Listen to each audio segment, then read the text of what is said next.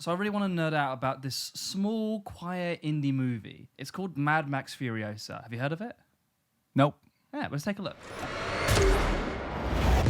We're getting this really, really interesting sound editing here. 3, 2, 1, bang. I like that silence. If we want to have clear action, which can action, as we know, can get really messy, all of it stays in the center of the frame. That means we can make these fast cuts. Say what? Oh. That was like a 20 to 30 second shot. Yeah. And so much story is told there. They are so intentional. Every single frame has a reason to be there. Being able to defend every single decision that you made in the cutting room, I think, is the sign of a master editor. That's a well-placed motorcycle. Right there. I like that shot. Ooh, okay. So processing some information here. The zoom. Oh, I like that.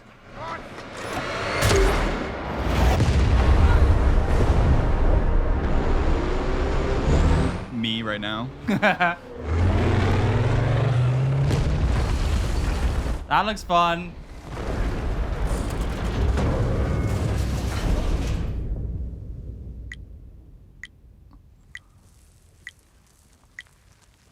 I like that silence. We get 2 seconds of us trying to identify what the shot is. Yeah. So kind of able to scan it. I think taking us away from the action, and then for him to then be struggling. What a great shot as well. Yeah, that's wild. She is like denying the fact that he almost killed her. It's like, nah, we're still fighting. I love that. I think what's really cool about that is like she just got shot down. She just got a rocket launcher, and then this is how she responds. Yeah. Fuck you, I'm Kinda climbing BA. out. And so for him, who probably had power to begin with, he's now falling like she was, and then she's now the one rising. That is also really interesting sort of showcasing the dynamic that they're in. Action doesn't have to be loud and crazy the whole time. It's really great to slow down and to take in some character moments, alleviate the loudness with some silence and move the story forward and make you actually care about the characters. Absolutely, yeah. I think it's character-focused action. I know it's just a simple rising from the sand, but I'm in. I like her. I want her to win. Yeah, she's kind of BA. The reason why I wanted to show you this clip, because actually I was a little bit nervous, because Mad Max Fury Road was released almost 10 years ago, was one of my favorite films ever made. Let's go. And it's with a very specific reason, is because of the clarity of the action with character was, well, clear. It had good clarity. Yeah. Well, what it is they're being very conscious of eye tracing. What happens with this shot, and then we cut to the next shot, how quickly do I have to find the next piece of information? With your eyeballs. Exactly. Yeah. All of it stays in the center of the frame. There you go. She gets, and they enter in a center frame. We literally have crosshairs. We literally have a crosshair on the screen. telling us where to look. The left and right of the frames don't really need to be there. Like, honestly, I think this film could be watched in 4:3. Yeah, you could just do a 9:16, do a little vertical cut. maybe just kidding. maybe this was made for TikTok. Put it on instead. TikTok. So we remove the edges and see if we can still tell what's going on. Welcome to Furiosa from the 80s. Good, easy find. See information. Key information still there. Key information still there. The zoom is crazy. Easy. There we go. It's just everything is kind of kept to the center. Cut to him, his reaction in the center. Some people would look at this and be like, obviously they're putting it in the middle, like that's what you do. But that, if you watch most movies, it is not that obvious. And especially because this is an action movie, I think lots of times you hear about the rule of thirds, and you're like, okay, you want to put your subject on one of the intersections in the rule of thirds. When it comes to cinematography, there's one key rule of visual composition, and that's the rule of thirds. But this is just like, okay, how can we make things as clear as possible? We can probably be doing fast cuts as well, but we're still able to be ingesting the fast cuts. It's not just fast cuts to create energy. The fast cuts is to create energy and also be maintaining clarity as well. 100%. Yep. And I think what it is that I picked this up, especially, they mastered this in the previous movie, Fury Road. Right. When it was described by the cinematographer of Fury Road. Whatever was the centre point of that shot had to be in the centre of the frame. In the faster cutting that he's got, Your eye won't have to shift on an anamorphic frame, won't have to shift to find the next subject when you've only got 1.8 seconds of time to do that. We do have to spend time trying to find the next point of subject in the frame. So the easier that we can make that, that means we can make these fast cuts. That is what's keeping that clarity.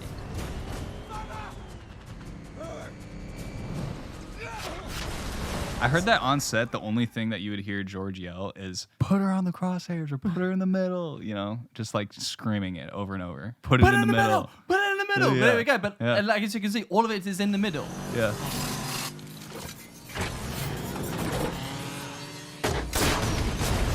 Ooh, beautiful. This is one of my favorite bits. Not this one. That shot's nuts. That shot's nuts. This. But it's in the center still. Yeah, sound does everything, bro.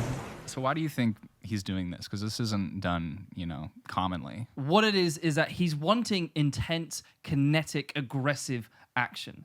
But he knows that doesn't mean messy. Right. He knows, Right. he understands that it still have to have some clarity. He knows that us as the audience still need to be able to figure out what happens in the next shot, so it doesn't just feel blurry. Each of these shots are a response to the next action. We're still able to find that key piece of information because we don't have to be scanning around trying to find that next piece of key information. It's kind of like as if Wes Anderson made an action movie. It's kind of true. Yeah. One of the best things I heard from a professor in film school is there's basically two things that you cannot do when you're making a movie. Number one, it can't be boring. And number two, it can't be confusing. And if we're watching just a mess of carnage and we don't really know what's going on, you've lost everyone immediately. How can we make sure that that never happens? Otherwise, we will just get the taken free fence scene.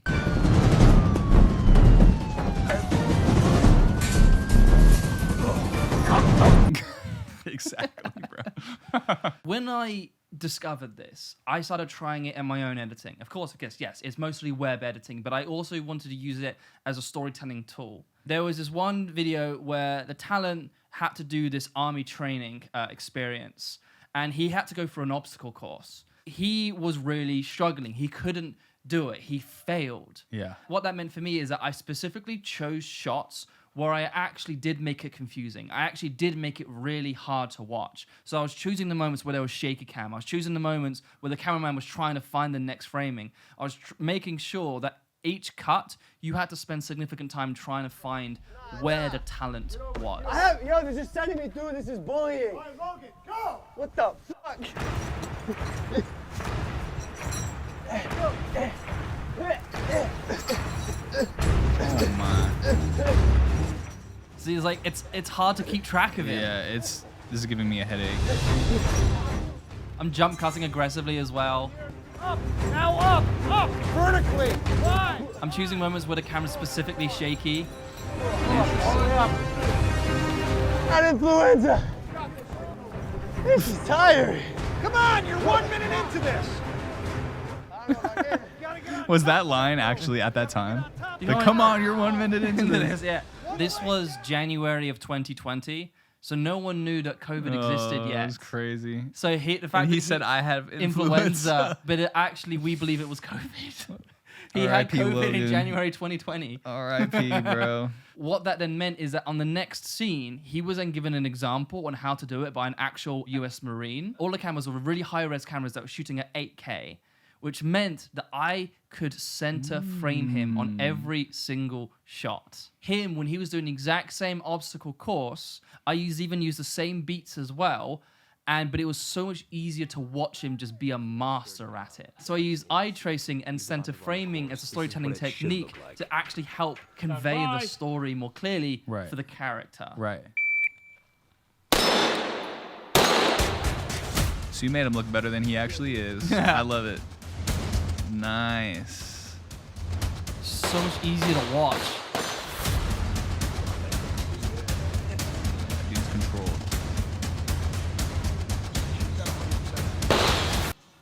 The man don't miss.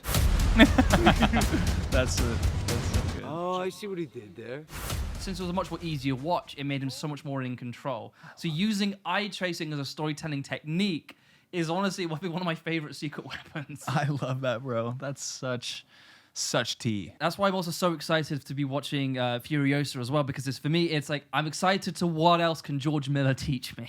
This video was recorded by Riverside, the all-in-one video podcasting studio. Y'all know, we've been with Riverside for over a year now, and that's just because they keep adding amazing value to their product. Now they just released a new feature where you can use your phone as your webcam when you're podcasting. What? For a lot of us creators, if you didn't know, your phone is actually probably the best camera you can get, and now we can use it so seamlessly whether we're a guest or we're hosting a podcast. Or if you're on the road, you're traveling, you don't want to bring your whole camera gear setup, it's a lot.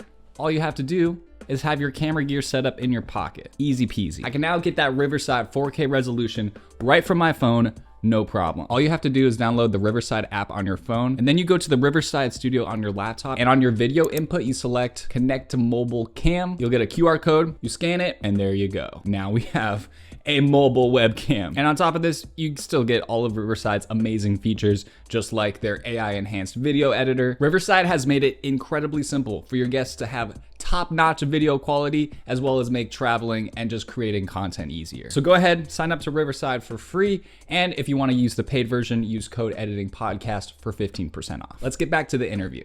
There's so much else that George Miller, as a masterful filmmaker, has done. Yeah. Is there something else that he's taught you? I'd like to break down one of the dialogue scenes, actually, just to illustrate this point. Okay, spoiler alert, guys. Of a 10-year-old movie. Of a 10-year-old movie, so our bad guys' wives, all the way out into what they're looking for is called the Green Place. And so she's come out here, she's found, they have actually no idea where this thing is. They come in contact with, some old friends of hers. This is like, okay, we've actually escaped. We've fought so hard, tooth and nail, to get out here, and this is what happens.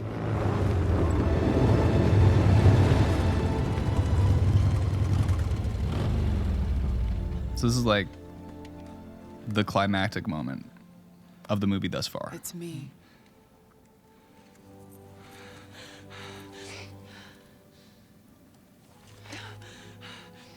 We don't really know anything Something at in this the point, eyes. really.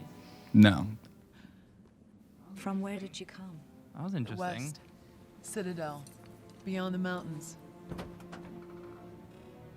I really love how that line just motivated the camera move over to reveal the rest of the characters. Yeah, it's a nice camera movement, really good discipline. The beginning of the scene's cut pretty normally, but the back end here is a little more interesting to me. I can't wait for them to see it. See? See what? Home. This is the moment. But if you came from the west, you passed it. The crows. That creepy place with all the crows. The soil. We had to get out. We had no water, The and water was filth. it was poisoned. It was sour. And then the crows came. We couldn't grow anything. Where are the others? What others? The many mothers. That was like a 20 to 30 second shot. Yeah. And so much story is told there. I am always a huge fan of how to time dialogue. She's so happy. She's Green like, place starts going out, You and then passed that it. pause, The crows. like we already know something's Creepy wrong. place with all Yeah. the crows. The soil. We had to get out. We had no water, The and water was Realization filth. 2 plus it was 2. poisoned. It was Far, sour. then the dialogue gets faster and faster and faster, overwhelming in couldn't effect. grow So we're getting a anything. really amazing Where are the others? contrast there. You know, when we realize something, we do get a sense of panic, don't we? yeah, and the world starts literally closing in on you. Yes, exactly. And that's what the camera's doing. So it steps back to kind of get that sense of doubt, and then the claustrophobia, the realization of, oh, we're doomed. It starts picking up. There's like some reverb that's added, so you're really in her head. You're not in reality anymore. We Yeah. couldn't grow anything. Where are the others? What others? The many mothers. We're the only ones left. But specifically just holding on this and saying and creating that feeling of claustrophobia and having the realization happen all within just one take is crazy to me. It's like such a efficient distinct choice that I think it works so well. Absolutely. Have you ever been editing and you have this temp track and it may or may not be from a super popular artist and it's going to cost $1 million to license it, so you have to replace it and it's the worst and you want to die? Yeah, it's happened to me. But guess what? MusicBed just came out with an AI-powered tool that will help you find a song with the exact same vibe that you can license. All you have to do is go onto MusicBed's website and search their new Search by Song feature. And let's say I want something super cinematic, a Hans Zimmer type score for my edit. Let's check it out. Bruh, this part right here, this is what I'm talking about. This is that grand, epic score that Hans Zimmer is so well known for. And I can actually license this thanks to MusicBed's AI. With MusicBed's AI, you're gonna save a ton of time being able to use a reference track to find something that's gonna be perfect for your edit. And with MusicBed, you get the highest level of curation possible. They only let in 1% of the music. So switch to MusicBed today and get the best music out there that's only on MusicBed. Click the link in the description to get a 14-day free trial right now. Back to the conversation. These shots of Max, I think, are really interesting. I think this was added in post. I mean, he's the main character. Yeah. Margaret, the editor, Margaret Sixel, she makes that distinct decision that after we're with Furiosa here, we feel her anguish. We were like, okay, what does Max think about this? He is the reluctant hero. He's kind of reluctantly supporting these people, but he doesn't want to open up to them or really help them because he knows that he's going to lose them again. Right. Especially on such a pivotal, deep, sad moment for Furiosa, for him to still be observing her, shows that he is still caring. Yeah. Even if he's pretending that he's not. These are the prettiest shots to me coming up right here of like the entire movie. The music swell, and you just really feel the emotion for the character here. Good visual storytelling there. She's like abandoning part of herself there. Ooh, that is so true. That's good.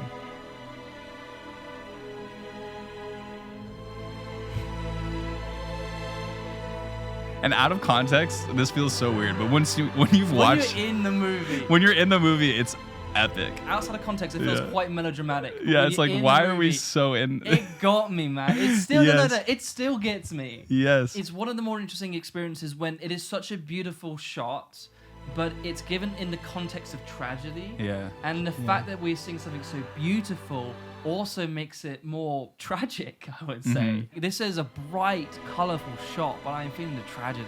Yeah, absolutely. So, I mean, and it's simple. It's just two shots. Like, we just see her walking out. Actually, I think there's a third one, but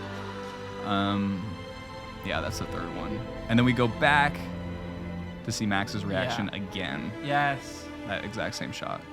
And fade out. And a fade out. Fade out in a End movie scene. today. Yeah, end scene. End scene. For me, the biggest takeaway from Margaret Sixel and George is just their simplicity and their intentionality. I think as I've grown more mature and older, and I'm still very young as an editor, but as every single time I listen and learn from older editors, are just some of the best to do it, is they are so efficient and so intentional that every single frame has a reason to be there. If the opportunity to not cut is there, they'll take that opportunity every time. Because when you cut, you're actually, in a weird way, you're kind of lying to the audience and you're saying, okay, this is a different angle. Being able to defend every single decision that you made in the cutting room, I think, is the sign of a master editor. All of these editors we've been interviewing, like, tell me about this decision, and they can do an essay. Yeah, 100%. On, I wanted to cut to this because of this, this, and this. And I'm like, yep, we can't fault that. It's like, I absolutely love it. And I think and they're like, I've tried it every single other way as well. And this is the best one. We are letting the feeling of that experience take hold. Right. And it's not just the editor going, oh, look how good of an editor I am. Right. That one shot where it starts up close to Furiosa,